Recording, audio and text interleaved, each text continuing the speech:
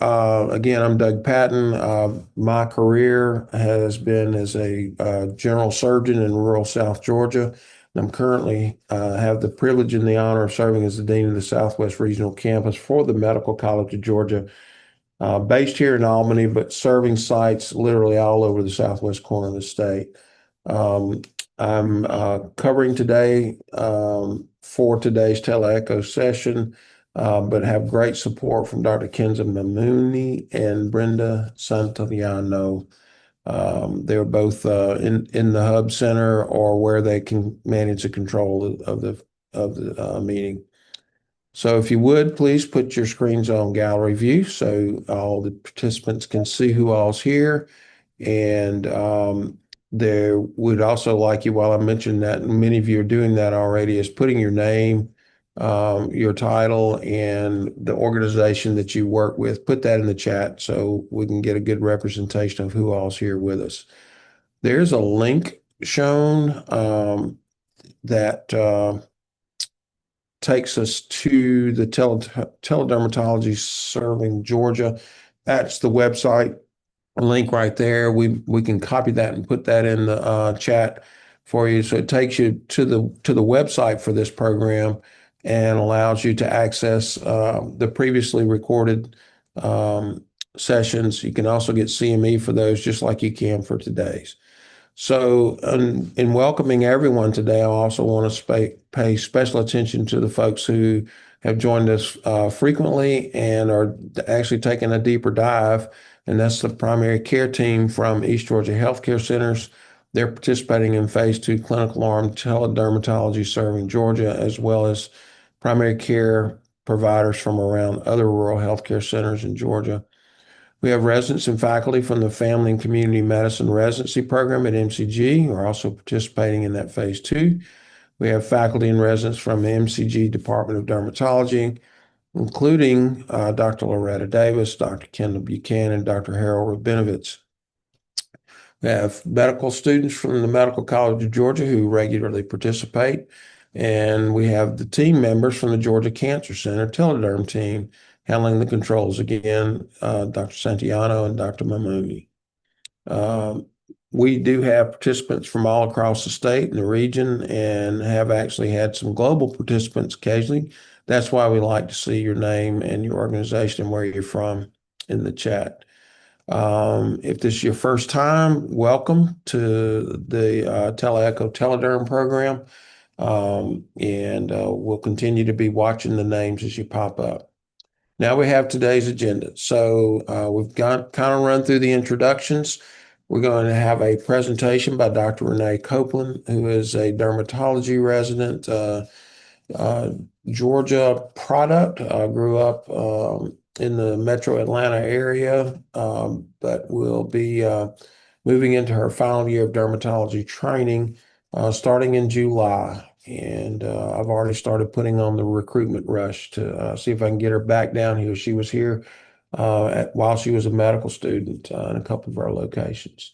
We'll follow that with a few questions and answers, and then we have a third-year medical student, Adora Intukogo, who is going to present to us as well, and we'll have a few questions and answers. Then we'll wrap it all up. So I will do a little bit more introduction for those two later. So we'll move into the rest of the announcements about TeleECHO, TeleDerm, just in general. For those of you who've seen this, this is all what we always say. The motto is moving knowledge instead of people, so that we can bring advancements in care, and you can provide better care for your patients where they are instead of having to move them. If you have technical issues, you can put those in the chat or the email. Kenza and Brenda will be following those. During the didactic presentation, we ask that you keep yourself muted. You can ask questions by typing them into the chat or raising your electronic hand, and we'll be watching for that. If it's urgent and we're not paying attention, just open your mic, kindly interrupt, and then raise your question then, and we'll recognize it. So let's see. This is the goal of the TeleDerm sessions, and these are the same things that we've done, but it's moving on to the data piece of this, we collect all the data from registration all the way through attendance, and any responses that might be recorded during a meeting are kept, and they're kept confidential and de-identified, but we may use them for the purposes of creating reports and also mainly to inform future programming. Next slide. So this is just general Zoom etiquette we're all pretty familiar with now. And so with that, we're going to wind that part up and we're going to move on to the presentation by Dr. Copeland. So Dr. Copeland, if you will share your screen again, I think you had it there. She has presented previously, and today she's going to talk to us about cutaneous side effects of commonly prescribed medications. So Dr. Copeland, when you're ready, there we go. And I'm going to turn it over to Dr. Copeland, and we'll be watching for questions and things in the chat. If you don't have to interrupt during the presentation, that's great. We'll have a few minutes after she finishes, and then hopefully we'll have a few minutes at the very end of the program for answering questions in general. So thank you, Dr. Copeland, for presenting today. Thank you, Dr. Patton. Yes, so today I'll be presenting on cutaneous side effects of commonly prescribed medications. This presentation was kind of inspired out of this idea that we get a lot of patients that are referred to from primary care physicians with, very common chief complaints, and kind of discussing which one of their medications that are commonly prescribed might be contributing to that dermatologic condition that they come in with. So I have no relevant conflicts of interest to disclose. So the first chief complaint is dark spots over face. So this is a 60-year-old female with hypertension. Her medications include hydrochlorothiazide and lisinopril for her high blood pressure. And she reports, when we do her history, she reports that she doesn't frequently use sunscreen or really engage in any type of sun protection. So on physical exam, you can kind of appreciate a very faint brown hyperpigmented patch over the right cheek. And this is very common in our patients that take hydrochlorothiazide. So patients with hydrochlorothiazide will either come in with hyperpigmentation and more of our darker skin patients, and then in more patients that have lighter phototypes, they have more of a photosensitivity with redness, as you can see here. So you can see this patient here on the left, he has this just photo-distributed erythema over the chest, face, and arms from hydrochlorothiazide. You can see this patient was wearing some sort of slip-on shoe and got photosensitivity there. But essentially, hydrochlorothiazide is a very common culprit. They'll have this photo-distributed rash or dark brown hyperpigmentation. Other medications to consider are antiarrhythmics, antibiotics, NSAIDs, as well as antifungals, which can cause this kind of hyperpigmentation or photosensitivity. Another thing to look out for in hydrochlorothiazide is the risk of non-melanoma skin cancers, particularly basal cell carcinoma and squamous cell carcinoma. This is because hydrochlorothiazide increases skin damage and therefore skin cancer risk, especially in high-risk populations. So our lighter skin types with light eyes, those are going to be our higher risk patients.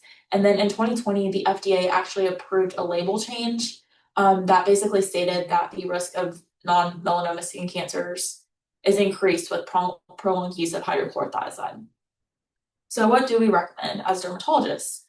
Typically, we will send a note over to the primary care doctor and discuss considering the switching of antihypertensives, which we know, sometimes is not feasible, but if possible, it's great because we prevent the hyperpigmentation that the patient is complaining about, or we prevent their risk of skin cancer in the future. If the patient needs to remain on the medication, we counsel about the necessity for sun protection. We recommend sunscreens greater than 30 SPF, tinted sunscreens for patients with darker phototypes because they have iron oxides in them, which help to reduce hyperpigmentation. And then we also recommend sun protective clothing. So long sleeves, shirts, hats, sunglasses, all of those with some sort of UPF on them. So you can get those from popular brands like Coolabar, or Amazon has plenty of things to go around at, lower cost points that patients can afford. Other things to consider for our patients are over-the-counter supplements for sun damage prevention. We really love HelioCare. This is a fern extract, which basically prevents sun damage. So we recommend this to our patients all the time to take, and it's just an over-the-counter product that you can get at Walgreens or Amazon. Another thing that we recommend is a vitamin, niacinamide, 500 milligrams twice daily is recommended, and it's known to decrease or help with sun protection as well as decrease the risk of skin cancers. So our next chief complaint is a patient coming in with itchy spots all over. So this is a 55-year-old male. They have heart failure, they're on metoprolol, empagliflozin, lisinopril, and spironolactone. He comes in with this new onset itchy rash all over after starting his GDMT. And so this is kind of what that rash looks like. You get all over, he has these erythematous plaques with overlying silvery scale, which is very consistent with psoriasis. So psoriasis is very common due to beta blockers. A lot of times it is either the trigger for drug-induced psoriasis, or it can just exacerbate psoriasis in a patient that already has a diagnosis of psoriasis. So psoriasis typically develops within the first year of exposure to a medication, and then other commonly prescribed medications that can cause psoriasis are lithium. We literally just saw a hospital consult in a patient with psoriasis who's taking lithium, as well as anti-malarial drugs, and says TNF alpha inhibitors. And so TNF alpha inhibitors become tricky because a lot of patients are on TNF alpha inhibitors for some other condition, and then they get psoriasis from it. So then you have to switch them off the TNF alpha. So management is recommend discontinuation of medication if feasible. We understand that is not the case a lot of the times. Like in the patient we just saw that's on lithium, we wouldn't recommend discontinuation of that. So if not, we just proceed with standard psoriasis treatment. And the treatment for psoriasis is so good now. We have so many topical treatment options that are not, steroids, as well as biologic therapies that clear the majority of our patients, I would say. So we have a lot of treatment. So if they can't stop the medication, we just continue with standard psoriasis treatment.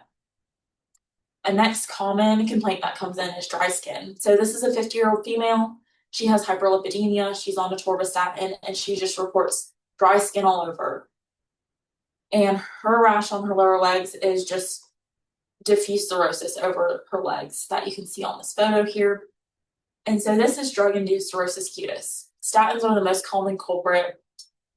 And it's always kind of a patient comes in for a skin check or some other problem, and they mention that they have dry skin all over. And then we ask them, what medications are you using? And it's almost always a statin.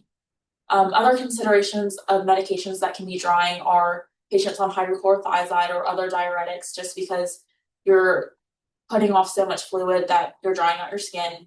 Other medications are antihistamines, which are just drying, and then patients who are on retinoids, such as acitretin or isotretinoin, have really dry skin as well. And so treatment for this is going to be gentle skincare. We prefer ointments. So on the left here, you can see CeraVe healing ointment. This is our favorite healing ointment to recommend. It has a lot of ceramides and dimethicone and things that are going to help put moisture back into the skin.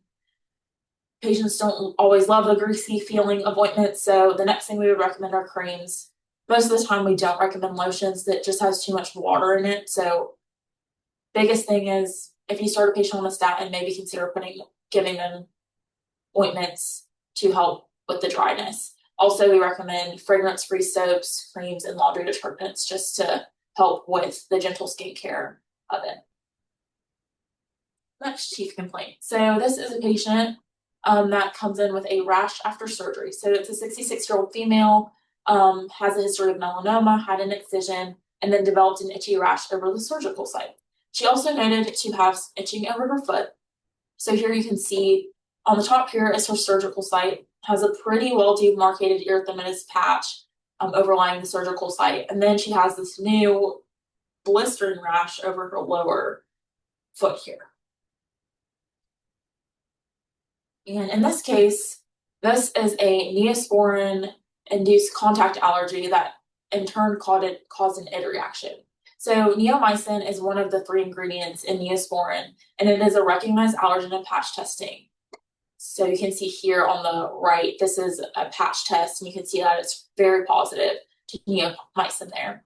And so it may present as a failure to heal or worsening despite treatment, and it can trigger this thing called an id reaction. So in this patient that I showed previously, you're putting the Neosporin on one area, and then they get dissemination of eczema all over. So in that case, that patient got an id reaction over her foot. And we see it a lot of times over the lower legs just due to swelling.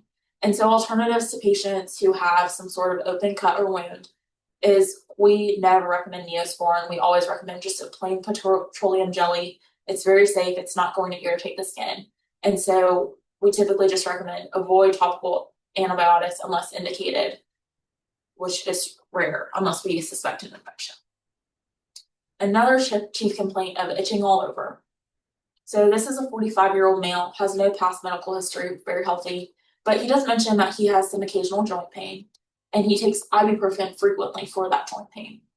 So he has just the typical morbilliform drug rash here, just macules and papules all over their erythematous. And so this is just a drug rash. And we see this very commonly.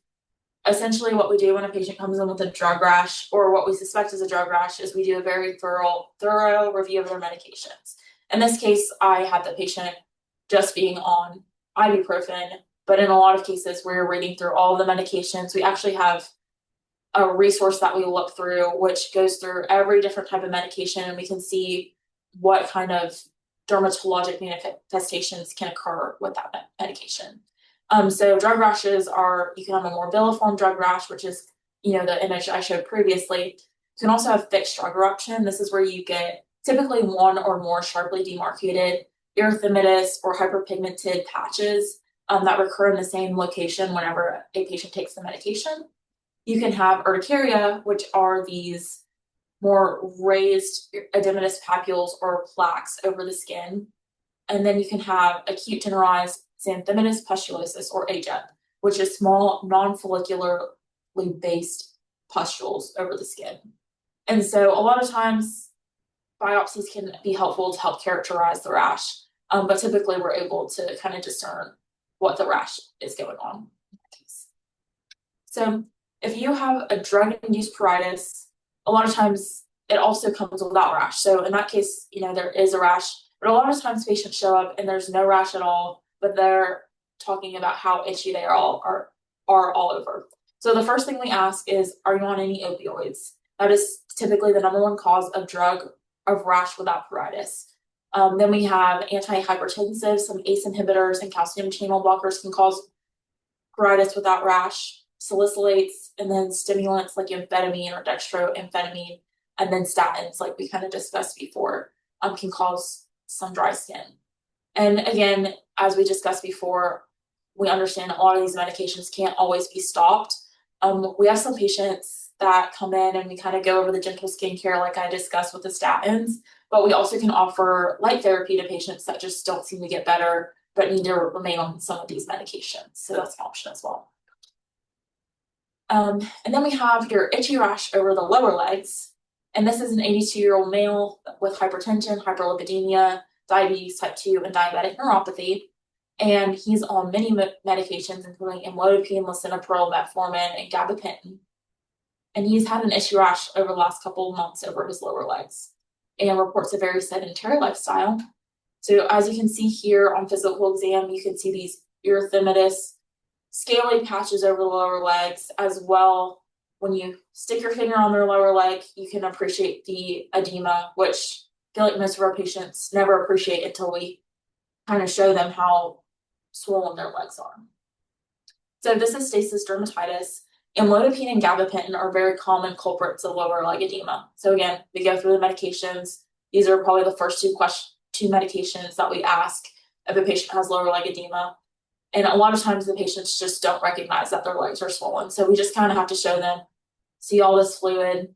This is kind of what's worsening the eczema over your lower legs. And so swelling can be exacerbated by prolonged sitting or standing, and then just lower leg edema worsens stasis dermatitis. So that is what we commonly see in these cases. And so this brings me to medication-induced leg edema.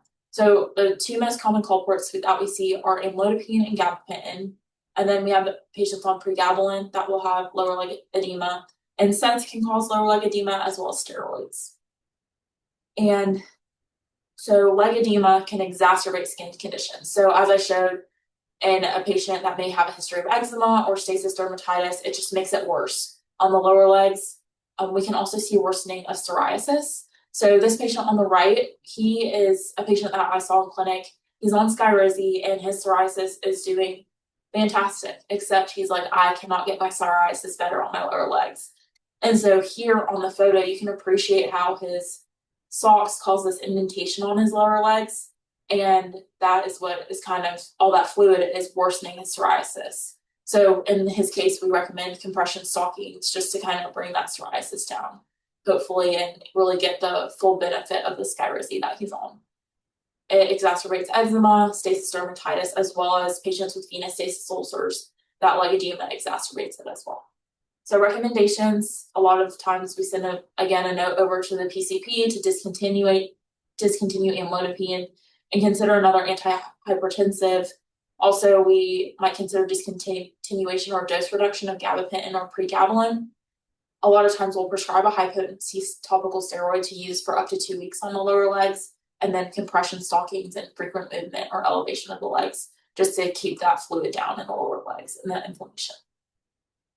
And so takeaways from my presentation, commonly prescribed medications have many dermatologic side effects. And so a thorough medication review, including over-the-counters, can help to identify a culprit medication and consider medication adjustments, sun protection, and supportive skincare regimens for management of rashes caused by commonly prescribed medications. These are my references, and thank you. Any questions?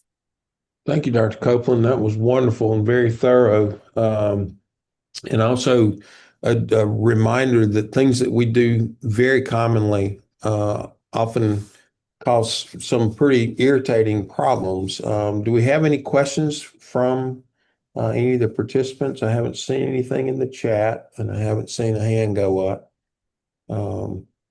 Certainly, with the experience that we have and the number of providers we have from all over, including residency programs, primary care centers all across, mostly East Georgia is what I've seen. Surely some of you have had some experience with some of these and have a comment or a question for Dr. Copeland. We've got a couple of minutes here.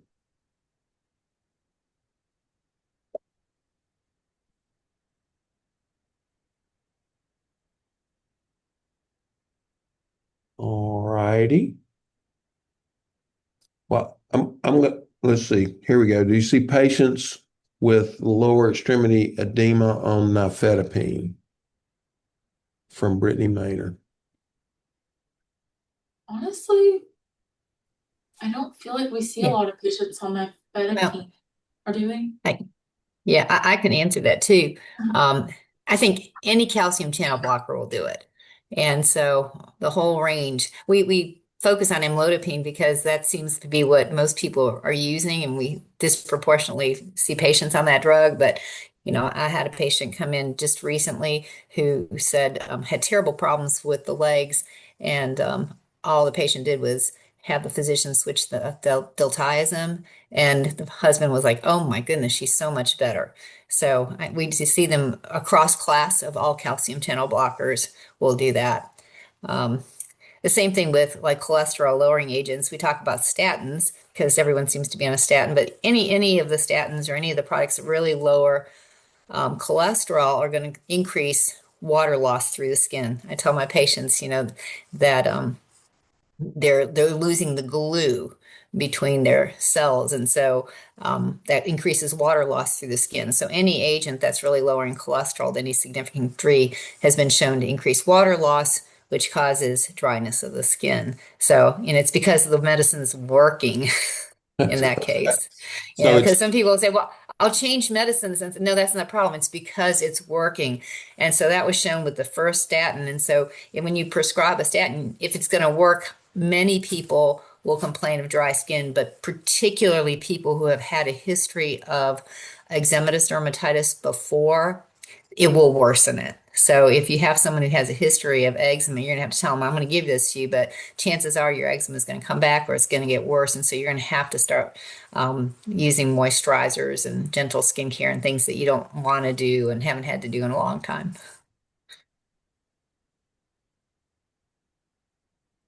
So it raises the question for me, and Dr. Copeland, you can take a swing at this. You can phone a friend if you want to recruit some help. But the rise in the prescribing patterns of GLP-1s has been extraordinary, and I'm just wondering if y'all are seeing anything which might be dermatologic manifestations of the use of these, particularly since they're not necessarily all coming through standard pharmaceutical channels. There have been a lot of, formulary versions of GLP-1s out there, compounded versions. Are we seeing anything, Dr. Copeland, with that? I feel like the biggest thing that we're seeing is probably some hair loss. We'll have hair loss patients that come in and you start to discern their history. They started on some GLP-1s, and it's just that rapid weight loss can cause telogen effluvium, which causes, like a brief shedding of the hair. Again, it's because the drug is working, to to paraphrase Dr. Davis. So they're getting the weight loss that they want, um, but maybe very quickly. So it's causing kind of that hair shedding. Okay. All right. I don't see any other questions at this point. So, Dr. Copeland, if you'd stop sharing, and I think then we can move on to our second presentation. And keep in mind, if we have a little bit more time left at the very end, we can all come back and have more round robin time for questions. So at this time, it's my privilege to introduce Adora Intucago. I'm trying to get it right. I've just learned how now. now. So, So, Adora, if you Adora, if you get off get for off for just a second, second, keep your keep your mind. mind. Oh, okay, sorry. All right, All right, close. close. I'm gonna I'm gonna turn it turn over it over in just a in a second. second. There we There go. we go. Slides Slides up. up. And And go ahead go and ahead share. and And with that, I'm pleased to introduce you, Adora. So I'm going to let you go ahead. She's a medical student with the Medical College of Georgia, and we're excited to have you present today. So thank you. Thank you for the introduction. Okay, good afternoon, everyone. Can you all see my screen okay? Okay. My name is Adora in Chicago, and I am a fourth year at the Medical College of Georgia, fourth year as of this week. And I'll be doing a presentation on lichenoid eruption in a 70-year-old woman. So, just for some context, this is a 70-year-old woman who's been complaining of an itchy rash for over 5 years. She said there were small bumps covering her arms and legs, and she did have some minor response to clobetasol. And the prior biopsy in 2020 showed a diagnosis of lichen planus. And of note, she is on several medications such as hydrochlorothiazide and synthroid. On physical exam, there were these flat-topped white-gray papules, as well as just no crusting or any excoriations. And just like as a differential diagnosis, we have lichen planus, which is what the biopsy in 2020 showed, as well as lichenoid drug eruption, flat warts, and dermatitis. So why don't we think this is classic lichen planus? So in classic lichen planus, you see these violaceous papules, and you see something called Wickham striae, which I'll get into with the next slide when we look at the dermoscopy images. But the distribution is also flexural, and there tends to be not a clear trigger. However, for our case, we saw more of like gray-white papules, and it was more diffuse and on her extremities, as well as was a chronic thing, and she does have this history of medication, like several being on several medications. And so, while the morphology indicates that it could be lichen planus, it initially suggested that, but the absence of these classic features and the presence of a potential drug trigger makes a drug-induced lichenoid eruption more likely. Oops, sorry. So when we look at the dermoscopy comparison, so this is classic lichen planus on the left. We see something called Wickham striae, which are these lace-like lines found on the surface of the lichen planus papules. However, on the right was our case. We didn't necessarily see that. Instead, we saw these gray dots and granules, which is called peppering. Um, and so I don't know if you guys can see, but it kind of looks like black pepper a little bit, and that's something that you would see with lichenoid-induced drug eruption. So there are several medications associated with lichenoid drug eruptions, such as antihypertensives, diuretics, such as hydrochlorothiazide, which is what our patient was on, NSAIDs, antifungal medications, a lot of medications that could be prescribed in the primary care setting. And this is just another case that I found of a lichenoid drug eruption, but this was induced by metoprolol. So this is a 74-year-old man. He presented to his physician with palpitations, and so they started him on a beta blocker, which was metoprolol. And 8 weeks later, he developed these itchy, hyperpigmented plaques all over his legs, thighs, and arms. And this was a case that was published in the Journal of General Internal Medicine. So they did a skin biopsy and they saw incontinence of the dermis, which leads to like what I discussed earlier, which is that peppering on a dermoscopy. And so they stopped the beta blockers, and after 4 weeks, like his rash completely went away. So hydrochlorothiazide, which we know is a known cause of lichenoid eruptions, and it can have a delayed onset, like what we saw in our patient, of like months to even years, and it's often on spots that are exposed to the sun. And it can mimic lichen planus clinically and histologically, which is why it's very important to get a thorough history of the patients. And this is the updated biopsy. And something that's important to note is at the bottom where it says amendment, they said after the clinical history, after they got the clinical history, they were able to, come up with a lichenoid drug eruption. And that's important because sometimes with biopsies, you can't distinguish between lichen planus and lichenoid drug eruption. So if you get a history of the patient and you learn that they were on a specific medication and they've had this chronic rash, that could help lead us into the right diagnosis. And for management, we would stop the offending drug. So in this case, which is hydrochlorothiazide, and we start the patient on high potency topical steroids. And it's important to manage expectations with the patient because it's not a quick fix. It often takes time for the rash to resolve, like sometimes over months.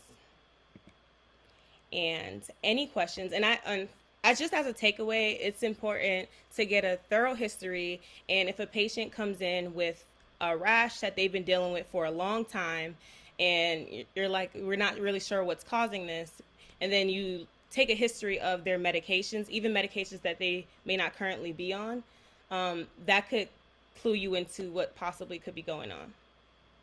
And I'll take any questions. Thank you. And these are my references. Oh, great. If you put your mic on just for a second, we'll see if we got some questions. That's great. Thank you. We have a little technical loop problem here somehow or another, but it's solved when she puts her microphone on mute, but we don't want to keep her there. So I don't see any questions in the chat specifically for that.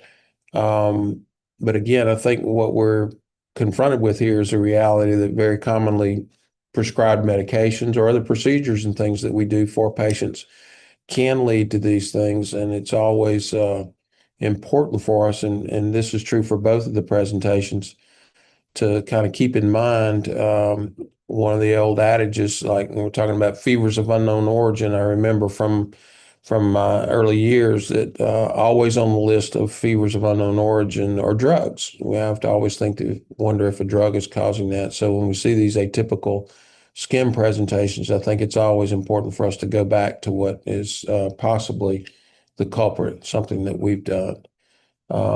Don't see any other questions. I wonder if Dr. Davis or Dr. Rabinovitz, oh wait, here we go. We got one. So this is for you, Adora. And again, you can phone a friend if you need it. Can you give any pointers on differentiating morbilliform drug eruption versus viral exanthem on exam? I'm not even read I'll that. have to phone a friend for that. Um, So I, I can answer that because I gave a lecture on morbilliform drug eruption, morbilliform rashes this past year. So you cannot tell the difference between a morbilliform drug eruption and a viral exanthem. They look exactly the same. So then you're back on history. But do know that you're more likely to get a morbilliform drug eruption if you have an underlying virus. So, if someone really gets an antibiotic and they really actually had a virus, they're more likely to get a morbilliform drug eruption from that antibiotic that wasn't needed even at the beginning. But yeah, clinically, you can't tell a difference. And on biopsy, you cannot tell a difference either.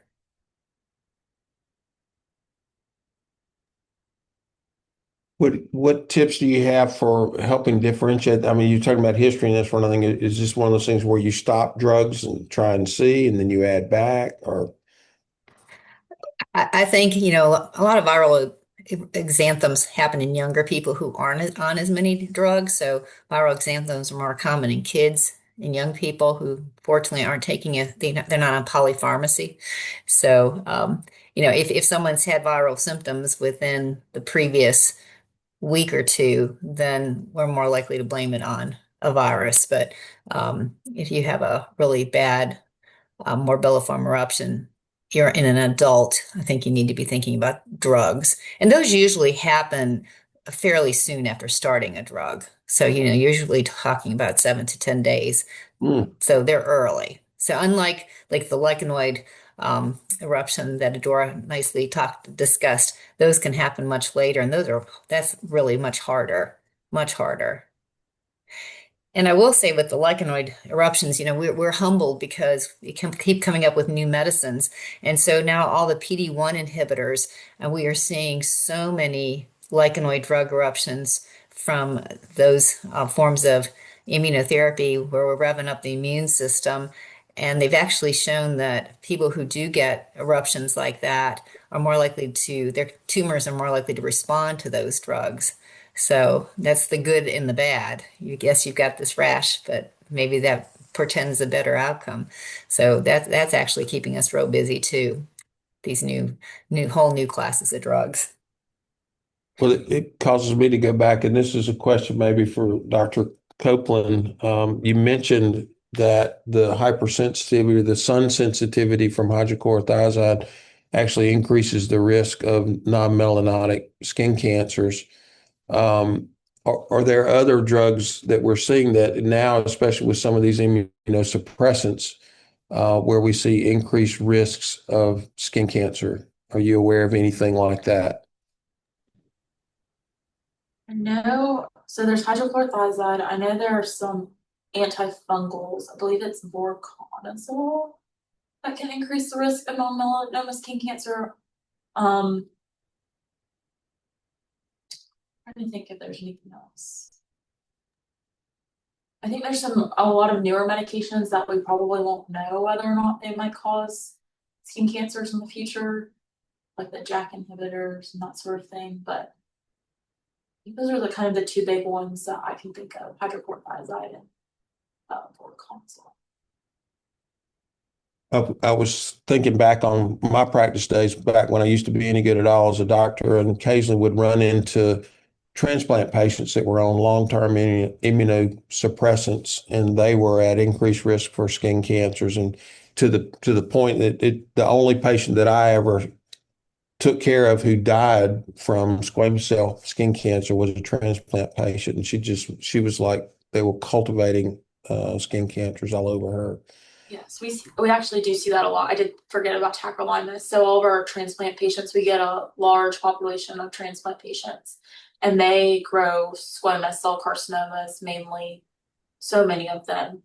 So then they end up having to be on other therapies, but a lot of times the first line is switching them from tacrolimus to sirolimus, and they have less skin cancers once they switch to tacrolimus. Good. Yeah, and I'll add that old-fashioned azathioprine is the absolute worst. So all of our patients who not only had transplants, they're not using as much for transplants, but a lot of our patients who had inflammatory bowel disease and stayed on Mm. azathioprine for years and years and years and didn't want to switch because it was working so well, had untold number of squamous cell carcinomas. So azathioprine has been really kept a lot of dermatologists in business. Mm. And not in a good way. Not the kind of case Not in a you want to have. So, Yeah, not in a good way. So, as Dr. Copeland said, sometimes the best thing we do is to just nag and nag patients and say, really, we have better therapies. We need to stop this because you're exchanging one problem for another. well, before we go, I don't see any other questions out there right now. But before we go, um, I want to see if y'all might have something kind of bridges from some of these more localized issues that might be drug related to some of the nightmares that I experienced again when I was working in burn units, and that's the other end of the spectrum, which is the Stevens-Johnson phenomenon, which tend to be drug related. Can you maybe share something that could be relevant for our primary care providers about how to look for those things earlier? Are there warning signs if we start seeing patients who are having these minor reactions to drugs? Does that raise the risk for the more severe ones? Anything like that? Can speak to this. So we see a lot of consults, rule out Stephen-Johnson syndrome, TN while inpatient. And so a lot of times we'll get photos and they'll send the rash, and it'll be just kind of erythematous papules and patches and plaques kind of all over. And one of the first things I always ask the consult resident or whoever's on call is there any mucosal, eye, or genital involvement? So that's kind of, if there's involvement of those things, then that kind of raises that red flag of SJS/TN. So that's that would be the route we go down. And then in the other drug rash we would be worried about, that's kind of our big red flag drug rash is DRESS. So in those cases, then we're looking at labs and making sure that there's no eosinophilia that might be causing this kind of hypersensitivity reaction to a drug. But those are kind of our two biggest ones. So looking for eye, mouth, or genital involvement. The other thing is for SJS, you can either put your finger on the skin, or they have like a pencil eraser test to test for like Nikolsky sign. And so if the skin kind of just wipes away in that case, then that's a little bit more concerning for SJS or TN. If you don't see that, then not as concerning. So kind of things to look for and ask about. Pain with burning, pain with urination, that sort of thing. Epidural slipping, I think is the way we describe that. Any other thoughts or concerns or questions? I guess I was hoping maybe we could get some sort of guidance for our primary care team on are there early signs before it gets to that point to let us know that no, this is serious. We really do need to be careful about prescribing because this patient's had this reaction. I don't recall there being anything, but I'm also very old and I didn't know if somebody had anything that they might share. So. Yeah, I was just going to say, I think there's such a broad spectrum of drug eruptions. I don't think that like having a history of hives or morbilliform eruption in the past would put you at risk for a different eruption like Stevens-Johnson or TN. But I will say, cautionary warning is that sulfa antibiotics, that drug kind of allergy is inherited, I think. And so before I think that's something that everyone prescribes. I mean, I'm thankful I'm not having to prescribe anti-epileptics and seizure drugs. Those scare me because those can really cause problems. But I do think that lots of us prescribe sulfa antibiotics, and I don't do it. I always ask, is there a family history of sulfa Mm. reactions? And if there's a family history, I'll say, well, what happened to your mom, your dad, or your sister? And I think there's a 50-50 chance of that person having a reaction if they have a family history. So that's just experience, but there is literature on that. And so I would hesitate to use that antibiotic. Definitely for something like acne, where I could use something else, and we don't use it as much as we used to. But you might choose a different antibiotic if there's a strong family history. Brittany just commented that she'd seen Stevens Johnson with ceftriaxone and Bactrim. There you go with the sulfa drug again. And Yes. I can remember combinations. People are on hydrochlorothiazide that got Bactrim for a UTI that it just blew up. I mean, it was just Hmm. really, really horrible. So, uh, Yeah. okay. All right. Well, we're getting to the point where it's time to wrap up. Dr. Rabinovitz, I saw you sign on. Have you got anything you'd like to contribute before I close this thing out?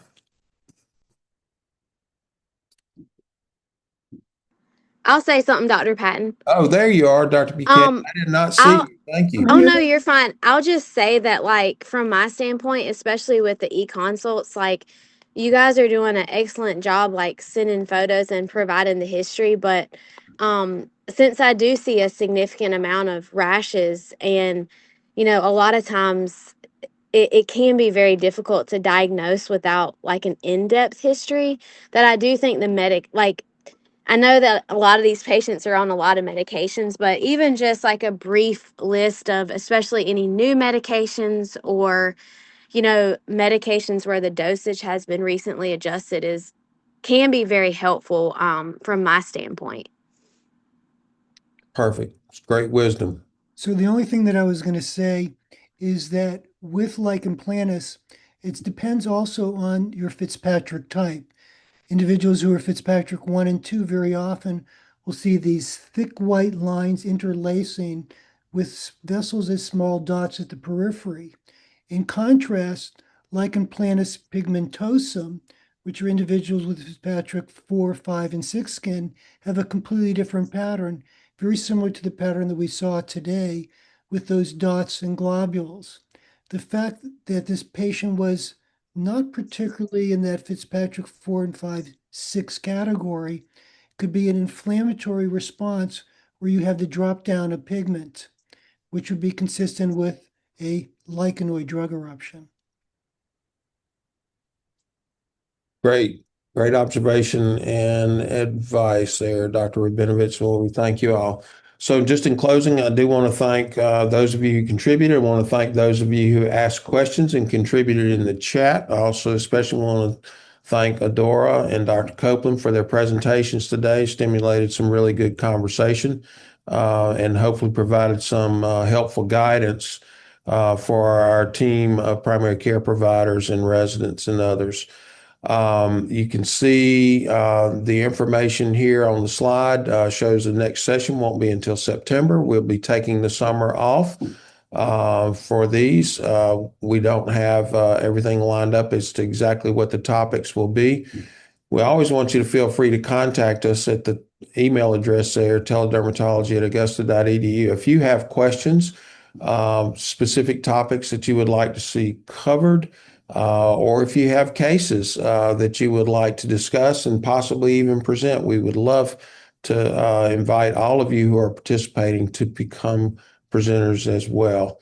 So there's the CME CNE code that you can just text to that number if you're registered. And that is also, there's information about continuing education credits in the chat as well. Keep your eyes open for interesting cases, as I mentioned earlier, that you might consider presenting, because we really want this to be something where all teach, all learn, and not just the folks who are on the presentation team.